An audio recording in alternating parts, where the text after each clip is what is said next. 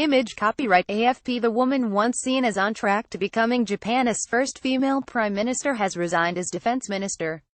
Tomomi Inada, a close ally of Prime Minister Shinzo Abe, stepped down over an alleged cover-up of documents on a controversial peacekeeping deployment.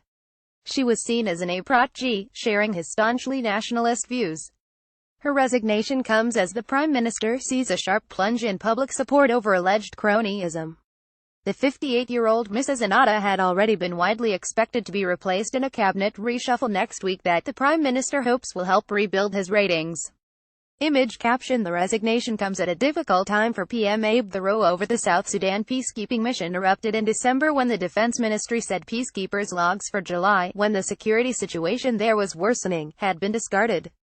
But 2 months later officials said they had found the data on a computer, leading to allegations that the logs had been withheld on purpose.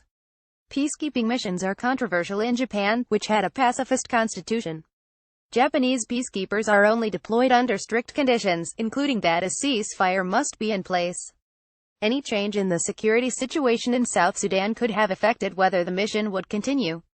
Defense realignment. Mrs. Inada was appointed defense minister in 2016, but her months in the position have seen a series of gaffes.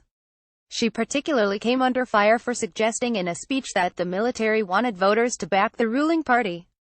Mr. Abe apologized to the country on Friday immediately after Mrs. Inada's resignation. He also said that for the time being, Foreign Minister Fumio Kishida would add the defense portfolio to his duties.